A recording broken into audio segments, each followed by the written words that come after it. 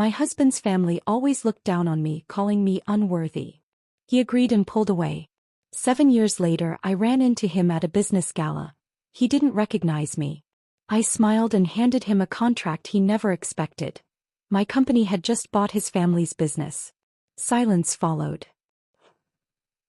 I slammed the folder on our kitchen counter so hard that Jason's coffee mug toppled over, black liquid spreading across his pristine white shirt. What the hell is this? My voice shook, finger jabbing at the damning evidence. A background check? Me. Like I'm some kind of criminal. Jason's face drained of color as he recognized the manila folder labeled, Claire Thompson, background, in his mother's unmistakable handwriting. The private investigator's report his family had commissioned revealed everything. My parents' modest income, my student loans, even photos of the small house where I grew up. Each page was marked with Vivian Wright's elegant script. Unsuitable, common, lacking refinement. Claire, I can explain. Jason reached for my hand but I stepped back, the betrayal still fresh, still burning. Did you know about this?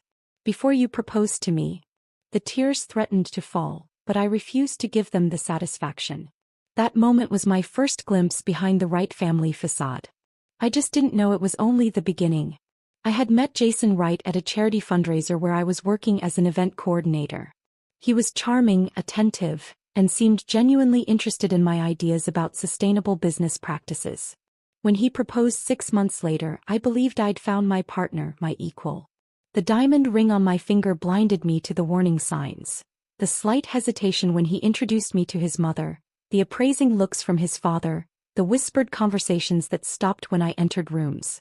3 weeks before discovering the folder, Jason's mother Vivian had called me to discuss the engagement party.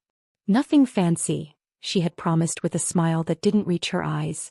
Just immediate family and a few close friends. The Wright estate sprawled across 5 acres of manicured lawns and gardens.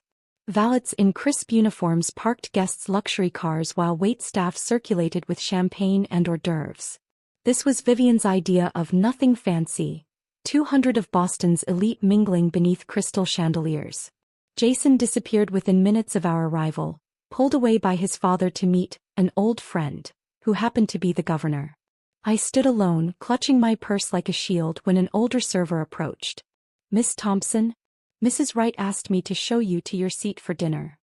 He led me past the grand dining room where tables were being set with fine china and silver, through a swinging door, and into a smaller room where staff were preparing trays. There must be some mistake, I said, staring at the single place setting wedged between stacks of extra napkins and water pitchers. The server's eyes flashed with pity. Mrs. Wright was very specific.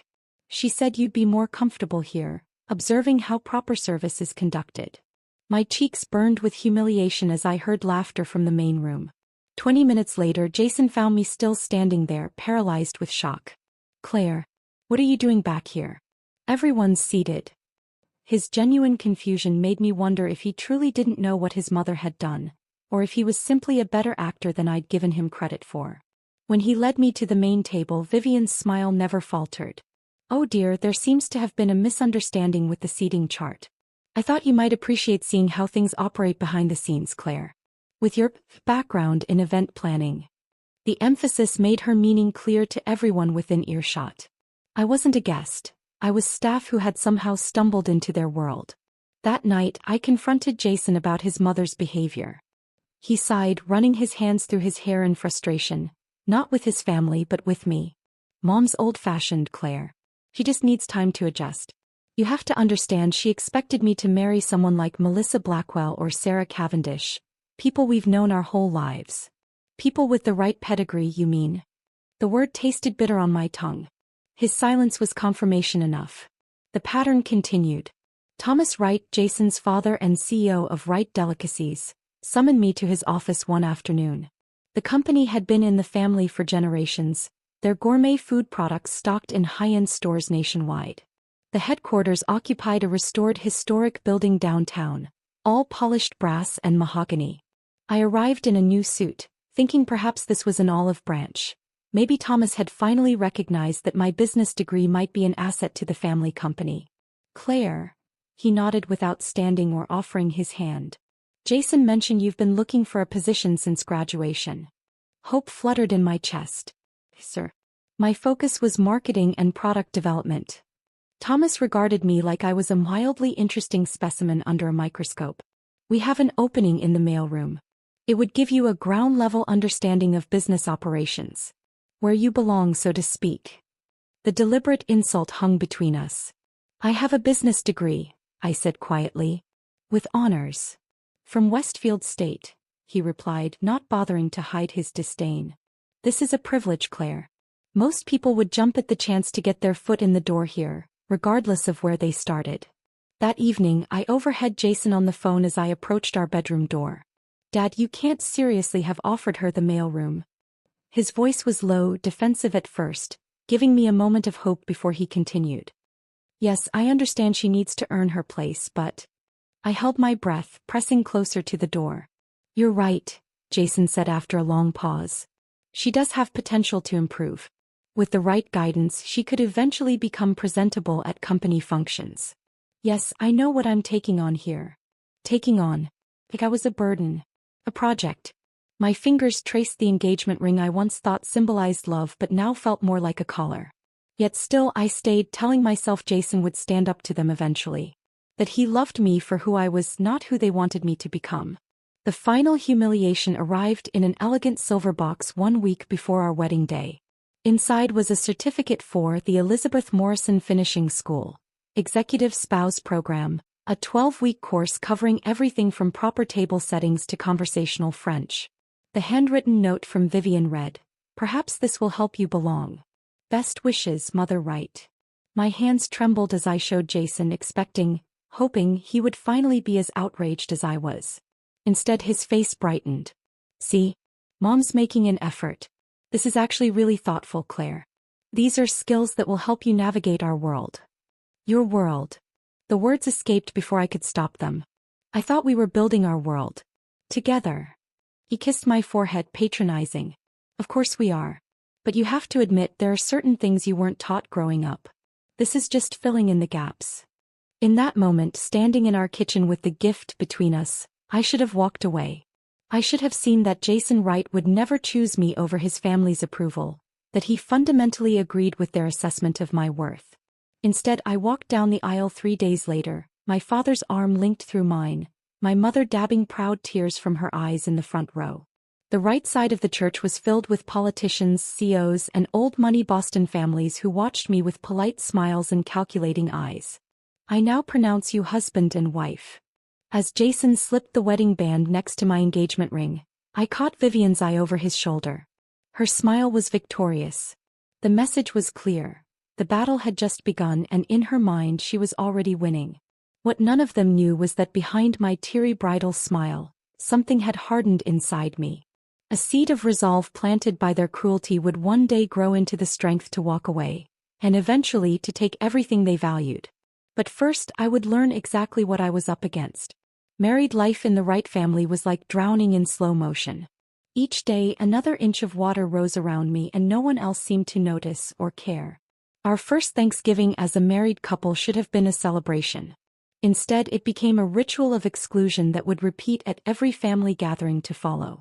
We gathered at the Wright estate, where Thomas carved the turkey with ceremonial precision while Vivian directed the staff with imperious gestures. When it came time for family photos, I stood beside Jason, smoothing my carefully selected dress. One Vivian had reluctantly approved. "Why don't you take the picture, Claire?" Vivian suggested, her voice sweet as poison. "You have such a good eye for these things." Before I could respond, a camera was thrust into my hands. I watched through the viewfinder as the Wright family, my family now supposedly, arranged themselves in perfect formation. Jason didn't even glance back as he took his place between his parents. "Smile," I instructed, my voice hollow. Later, when I mentioned it to Jason, he shrugged. "Mom just wants good family photos. We'll take one with you next time." But next time never came. At Christmas, I was dispatched to the kitchen to check on dessert, just as the photographer arrived. At Easter, I was tasked with entertaining distant cousins' children during the main family portrait.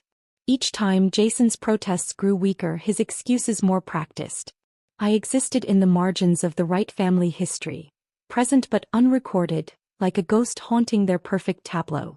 6 months into our marriage, Jason began leaving fashion magazines on our coffee table, pages folded to articles about refreshing your look and subtle enhancements. "Darling," he said one evening as I flipped through yet another magazine he'd left out, "have you ever thought about doing something with your nose? Nothing major, just a little refinement." I touched my nose reflexively. "What's wrong with my nose?" Jason sat beside me, taking my hand in his. "Nothing's wrong with it. It's just that Mom mentioned." He stopped himself, but it was too late. "Your mother discussed my nose?" The hurt was instantaneous, like a slap. "She only wants what's best for us," Jason said, his voice taking on that patronizing tone I'd come to dread. "The annual shareholders meeting is coming up. You'll be photographed for the company newsletter. She thought you might want to present the best possible image." "For the right family brand, you mean?" My voice had gone cold. "Well, yes. It's important. You're a reflection of me now, and I'm a reflection of the company." The suggestions continued, growing more frequent and specific. My hair was too ordinary. Perhaps highlights would add sophistication. My jawline could use slight contouring. Even my walk wasn't right, too casual, lacking proper posture. Each criticism chipped away at the woman I'd been, replacing her with a project forever failing to meet specifications. The confidence that had once made Jason notice me at that charity event faded like a photograph left in the sun. The annual Wright Foundation Charity Gala marked our 1-year anniversary. I spent weeks preparing, studying guest lists, memorizing connections between Boston's elite families, practicing small talk about topics that interested the right circle. I even relented to Jason's pressure and had my hair styled the way Vivian preferred, an elegant updo that made me look more like her than myself.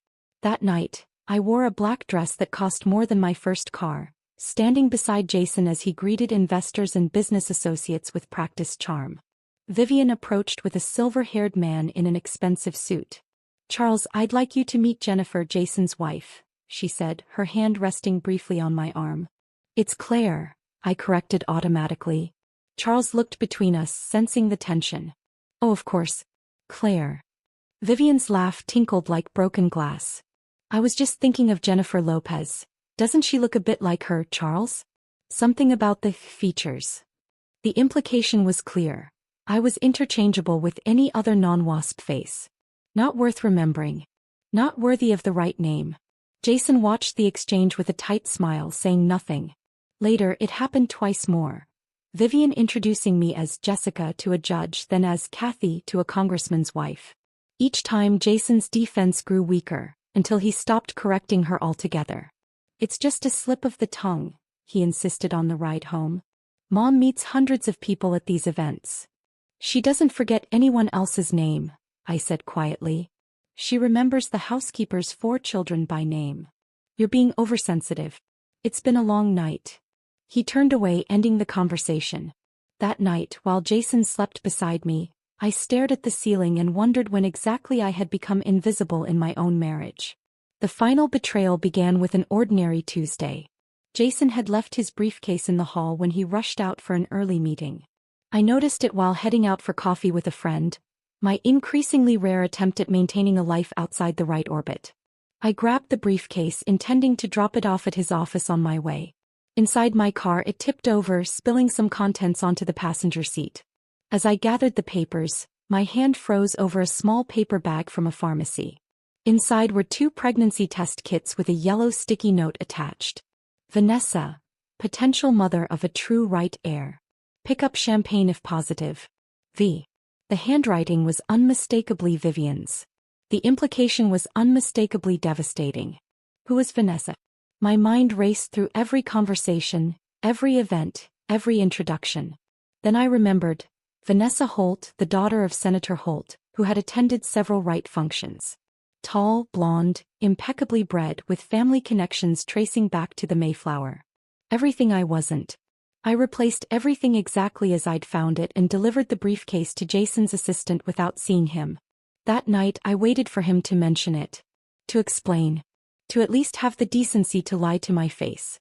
Instead, he announced he would be working late all week preparing for the annual company retreat. "The Berkshire property this weekend?"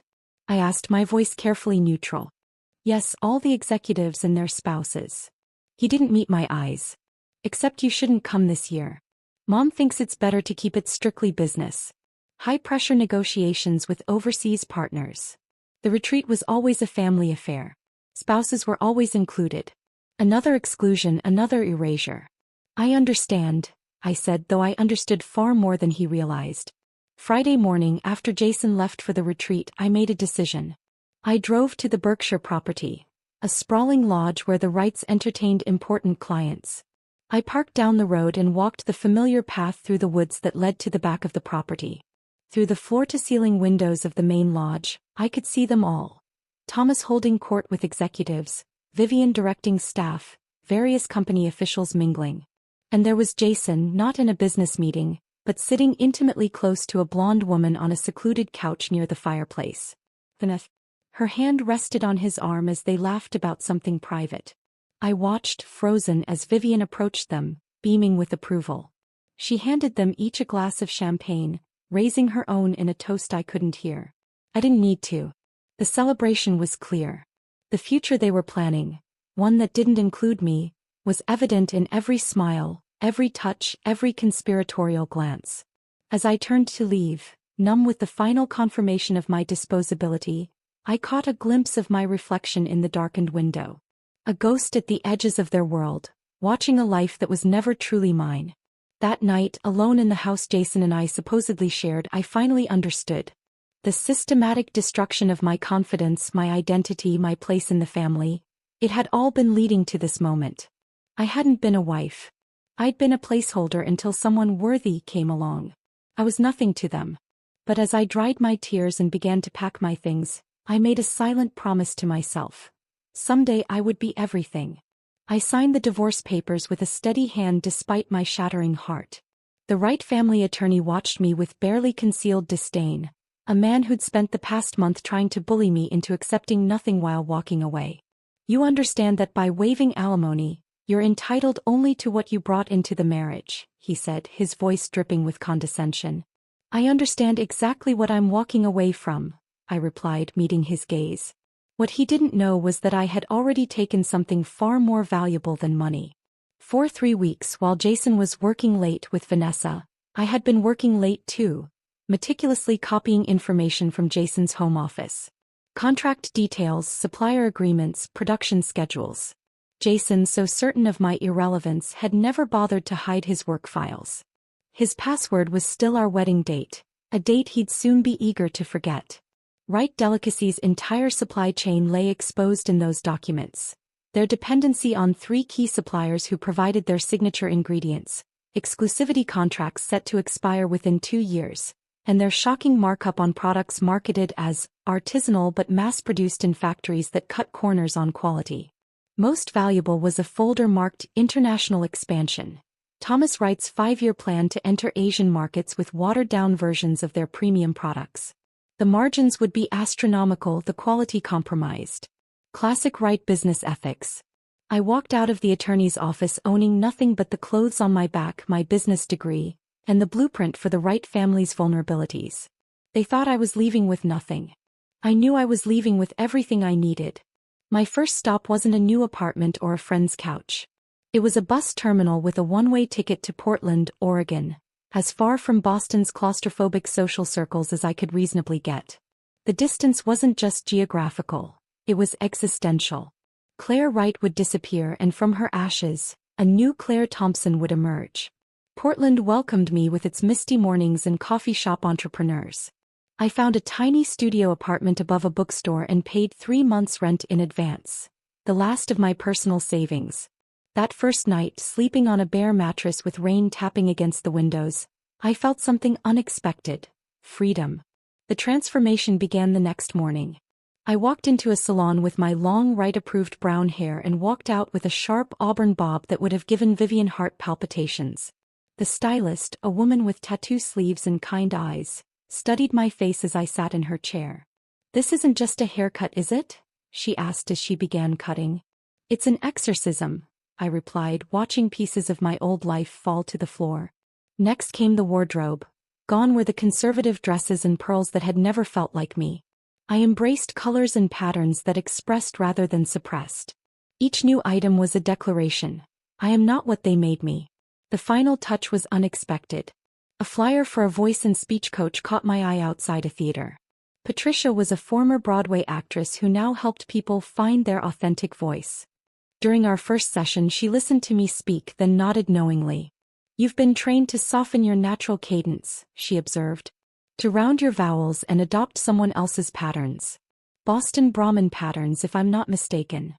I hadn't even realized how thoroughly I'd internalized Vivian's speech lessons, how I'd been forced to erase the subtle Midwestern inflections from my childhood.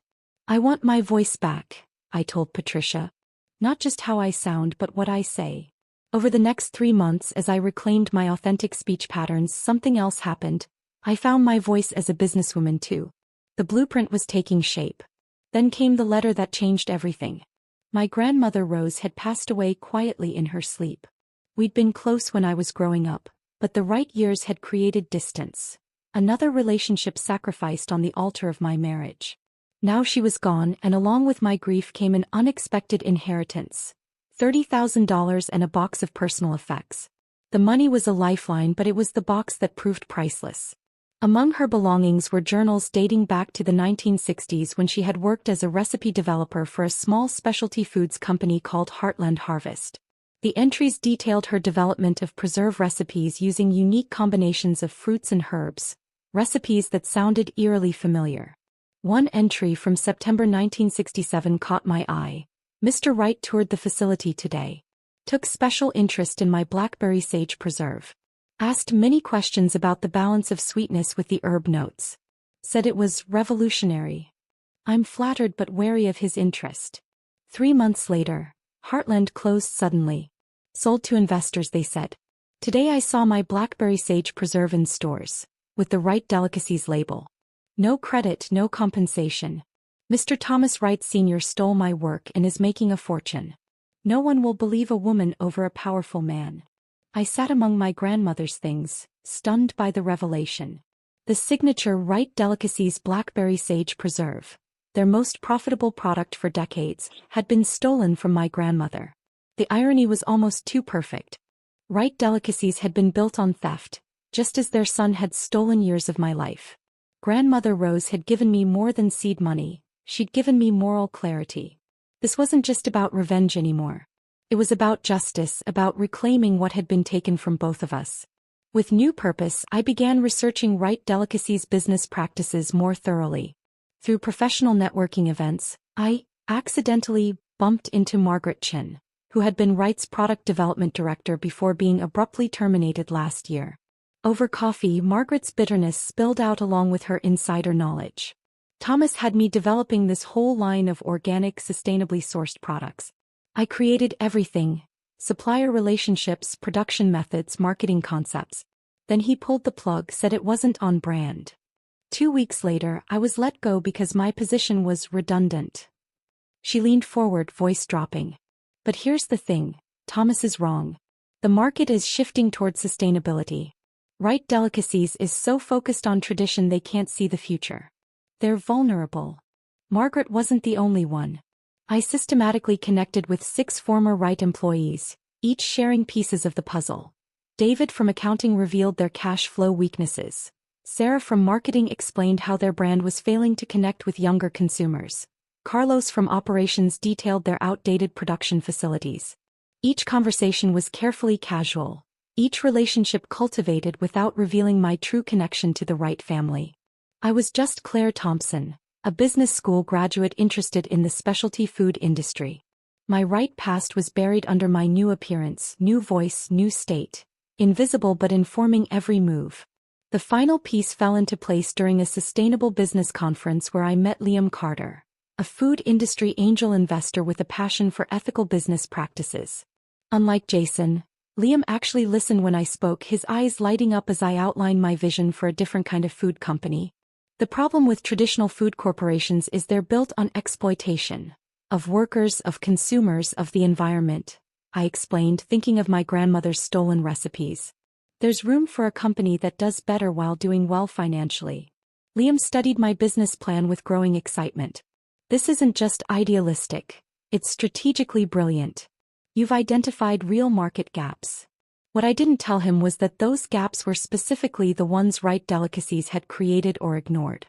Every aspect of my business plan for Thompson Roots was designed not just to succeed, but to succeed at their expense. Where Right Delicacies was hierarchical, Thompson Roots would be collaborative. Where they exploited suppliers, we would partner with them. Where they cut corners on quality to increase profits, we would prioritize integrity. And we would begin with a blackberry sage preserve based on my grandmother's original recipe, the one that had launched the Right empire. "I'd like to be your silent partner," Liam offered after our third meeting. "You have the vision and the drive. I have the capital and connections." 1 month later, Thompson Roots consisted of one employee, me, working out of a small commercial kitchen with my grandmother's journals open beside me as I recreated her recipes. But in my mind, I could already see the empire it would become. An empire built specifically to dismantle the House of Right, brick by brick. They had spent years making me invisible. Little did they know, invisibility had become my superpower. Thompson Roots grew like the very plants we championed, organically, steadily reaching toward the light. Our first year was lean but purposeful. While Right Delicacies mass-produced their preserves in industrial facilities, I built relationships with small Oregon farms, ensuring every ingredient in our jars could be traced to its source. The farm-to-table model wasn't just ethical, it was strategic. Right Delicacies relied on large-scale suppliers who provided lower-quality ingredients at volume discounts. Their contracts had exclusivity clauses but only with major producers. The small family-owned farms I partnered with flew completely beneath their radar. "I don't understand why you're bothering with these tiny operations," Liam said during our quarterly review. "The profit margins would be higher if we consolidated suppliers." I showed him the numbers I'd never share publicly, our projected growth curve intersecting with Right Delicacies' market share in exactly 3 years. "Every jar we sell is one they don't. Every farm we partner with strengthens local agriculture, which happens to be the exact opposite of Right's industrialized approach." Liam's eyes widened as understanding dawned. "You're not just building a company. You're building an anti-right machine." "I prefer to think of it as justice with a business plan," I replied. Each decision I made served dual purposes. When I chose eco-friendly packaging, it wasn't just to appeal to environmentally conscious consumers. It was because Right Delicacies had invested millions in proprietary plastic containers that were becoming increasingly unpopular with younger demographics. When I prioritized fair wages and profit sharing for employees, it wasn't just ethical business practice. It was because Right's notoriously high turnover created constant quality control issues they struggled to address. When I focused on transparency in our supply chain, highlighting the names and stories of our farmers on each label, it wasn't just good marketing. It was because Right's deliberately obscured sourcing was becoming a liability in an age where consumers demanded authenticity. Our modest success in the Pacific Northwest might have continued at that measured pace if not for a chance encounter at a food industry conference in Seattle. I was presenting a session on sustainable business models when I noticed a woman in the back row watching me with unusual intensity. Something in her sharp gaze reminded me of someone, though I couldn't place who. She approached afterward, extending her hand. "Catherine Holt." Impressive presentation. The name hit me like a physical blow. Holt. As in Senator Holt. As in Vanessa Holt, the woman Jason had betrayed me with. I maintained my composure, shaking her hand with a smile that revealed nothing of my internal shock. "Claire Thompson. Thank you for coming. Your approach to ethical business is refreshing," she said. "I've spent 10 years in corporate marketing watching companies pretend to care about sustainability while doing the bare minimum. I'd love to hear more about Thompson Roots." Over coffee, Catherine revealed she was Vanessa's older sister, though they hadn't spoken in years. "Family estrangement is my personal specialty," she said with a bitter laugh. "My father groomed Vanessa to be the perfect political accessory, pretty, polished, and utterly without principles. I refused to play that game. I studied her, weighing risks against opportunities. What happened between you two?" Catherine's expression darkened. "I blew the whistle on some questionable campaign finance practices in my father's last senatorial race. Vanessa was furious, not because he'd done anything wrong but because I'd threatened the family image. That's all that matters to people like them." She paused, sipping her coffee. "I hear she's engaged to some food industry heir now." Poor guy probably has no idea what he's in for. I almost laughed at the irony. If only she knew. 2 weeks later, Catherine Holt became Thompson Roots marketing director. Her insider knowledge of how families like the Holts and Wrights operated proved invaluable. More importantly, her casual mentions of Vanessa's activities with her fiancé Jason kept me informed of my ex-husband's life without ever having to explain why I cared. Vanessa called me out of the blue yesterday, Catherine mentioned casually one afternoon as we reviewed packaging designs. Trying to mend fences apparently. Says she and Jason are having problems. He's drinking too much, the family business is struggling with new market pressures, her words. I think she's realizing that marrying into money isn't all she thought it would be. I kept my expression neutral while satisfaction bloomed inside me. Market pressures? How unfortunate. With Catherine's guidance, Thompson Roots launched a documentary series called From Soil to Table that streamed on our website and social media channels. Each episode highlighted a different aspect of ethical food production: sustainable farming, fair labor practices, transparency in ingredients. We never mentioned Wright delicacies by name. We didn't have to. The contrast between our methods and theirs was implicit in every frame, every interview with happy farmers and workers, every close-up of natural ingredients being transformed through traditional methods. The series went viral in food-conscious circles, earning features in culinary magazines and sustainability blogs. Each new follower, each new customer was another thread in the web I was weaving, a web designed specifically to entangle Wright delicacies. Our growing success required expansion. I deliberately targeted regions where Wright had their strongest distribution: Boston, New York, Chicago. Each Thompson Roots jar on those shelves directly competed with Wright products, often positioned right beside them thanks to strategic slotting fees I'd budgeted for precisely this purpose. The Northeast expansion is cutting deeper into operating capital than we projected, Liam warned during our fourth-year review. Are you sure the Boston market is worth this level of investment? I showed him the latest sales figures. Boston consumers are switching to our products at twice the rate of other markets. Trust me, this is exactly where we need to be. What I didn't tell him was that I'd arranged for something special in the Boston rollout. A blind taste test marketing campaign where consumers compared unlabeled preserves and voted for their favorite. Our blackberry sage preserve, my grandmother's original recipe, consistently outperformed Wright's version by significant margins. But my most satisfying strategy was also the most personal. When Thompson Roots expanded to the East Coast, I initiated what I called our executive feedback program. Under the guise of market research, we sent carefully curated gift baskets to influential business leaders in the food industry, including, of course, the entire Wright family. The feedback forms returned with effusive praise. Thomas Wright himself wrote, "Exceptional quality and depth of flavor. Reminds me of how preserves used to taste before mass production." Vivian noted, "Elegant packaging and sophisticated flavor profiles. This would be appropriate for even the most discerning tables." Jason? His comments were the most gratifying, superior to anything currently on the market.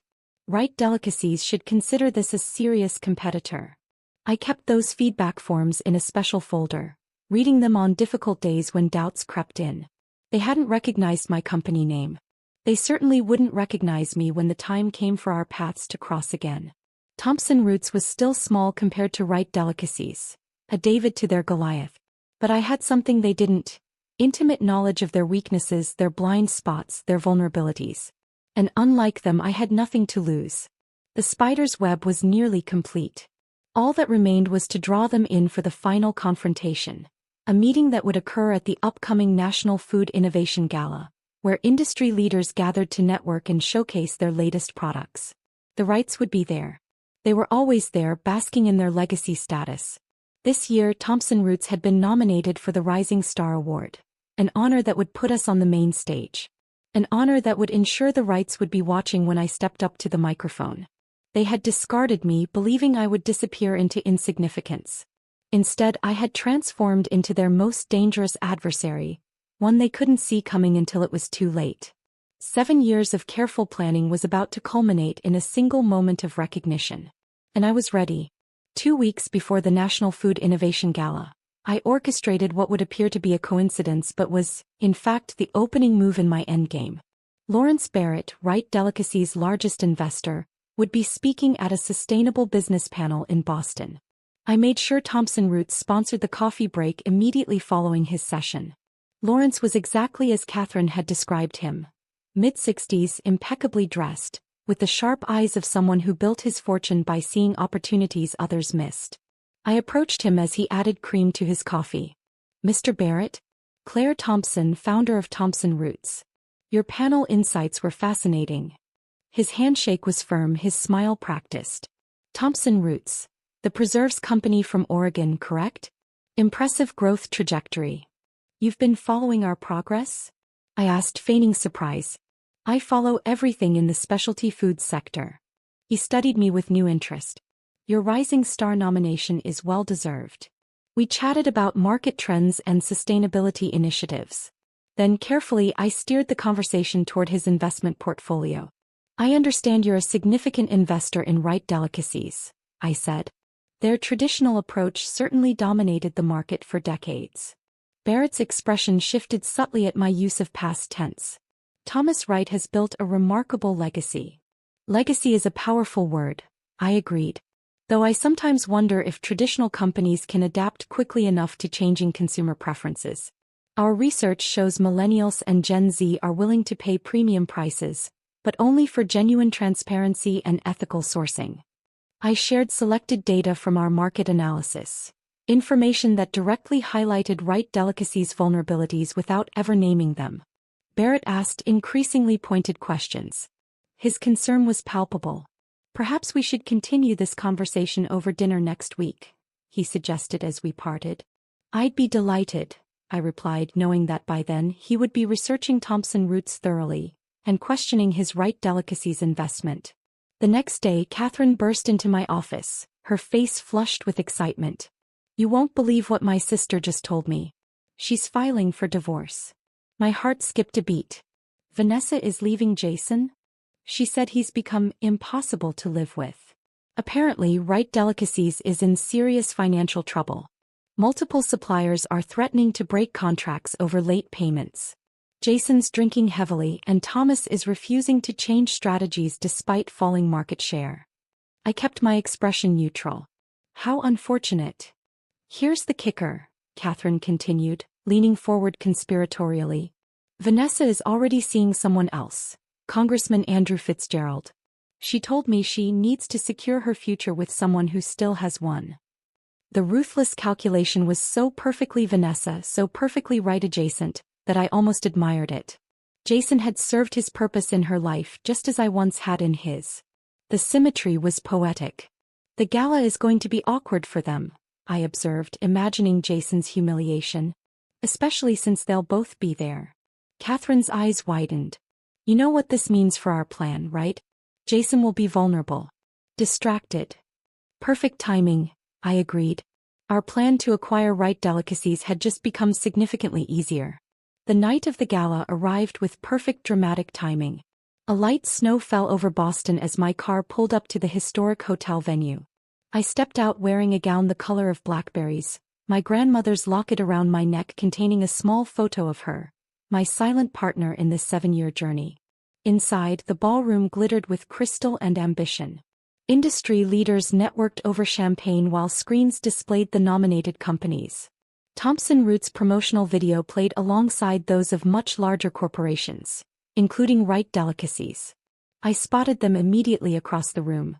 Thomas looking older but still imposing, Vivian elegant in midnight blue, surveying the crowd like a general, and Jason handsome as ever but with new lines etched around his eyes, a glass of scotch already in hand. Vanessa was notably absent. I circulated carefully, staying out of their line of sight. Lawrence Barrett caught my eye and nodded meaningfully. Our dinner conversation had clearly had the intended effect. Phase 1, complete. The Rising Star Award was announced midway through the evening. When they called Thompson Roots, applause filled the room. I approached the podium, noticing the Wright family's polite but disinterested expressions. They didn't recognize me, not yet. "Thank you," I began, my voice steady. "Thompson Roots was born from a simple belief that food should nourish not just our bodies, but our communities and our planet. As I spoke about our journey, I saw Lawrence Barrett approach Thomas Wright, whispering something in his ear. Thomas straightened, his gaze suddenly locked on me with new intensity. The first flicker of doubt. After the ceremony, I circulated strategically until I found myself face to face with Jason.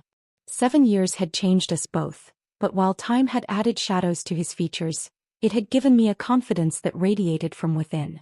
"Congratulations on your award," he said, his smile not reaching his eyes. "Impressive for such a new company." "Thank you, Jason," I replied, watching for recognition at the sound of his name. "Nothing. I believe business should be built on integrity, not just profits." He nodded absently, clearly not connecting this stranger with his past. "If you'll excuse me, I need to speak with our investors." "Of course," I smiled. "I believe they're quite interested in speaking with you too." I watched him walk away satisfied. The real confrontation would come tomorrow, in the Wright Delicacies boardroom. The following morning, I arrived precisely on time for the meeting Lawrence Barrett had arranged. "A potential investment opportunity," he told the Wrights. They didn't yet know I was there to buy them out. Thomas Wright's face registered confusion when I entered the boardroom. "Miss Thompson? I don't understand." I placed a folder on the table. "My analysis of Wright Delicacies' current position and Thompson Root's offer to acquire controlling interest." The shock in the room was palpable. Jason nearly choked on his coffee. "This is absurd. We're not selling to a startup. Your company's market value has declined 30% in 2 years, I stated calmly. 3 major suppliers are considering breaking contracts. Your core demographic is literally dying off, and younger consumers find your brand outdated and ethically questionable." Thomas's face flushed with anger. "How could you possibly know about our supplier issues?" "The same way I know about your cash flow problems and the loans you've taken against your family estate," I replied. "Due diligence." Jason glared at Barrett. "This is a hostile takeover." "This is business," Barrett replied. "The board has already voted to accept the offer, contingent on today's meeting." I slid the acquisition contract across the table. Jason picked it up, his hands trembling slightly as he flipped through the pages. "Sign it," Thomas ordered, his voice resigned. "We can't fight this." As Jason's pen hesitated over the signature line, I decided it was time.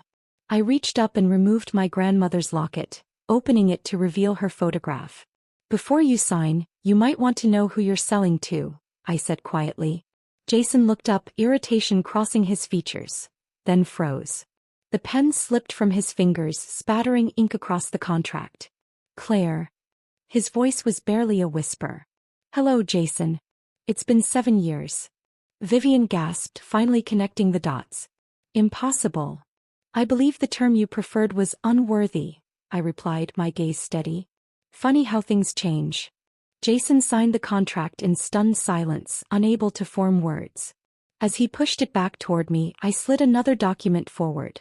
My grandmother's journal entry about the stolen blackberry sage preserve recipe. "You should know that Thompson Root's success wasn't just about business strategy," I explained. "It was about reclaiming what was stolen, including my grandmother Rose Thompson's original recipes that built Wright Delicacies' reputation." Thomas's face drained of color as he recognized the recipe details. His hand clutched at his chest, his breathing suddenly labored. This is slander. This is documented fact," I corrected as Vivian rushed to her husband's side. "Perhaps you should call a doctor."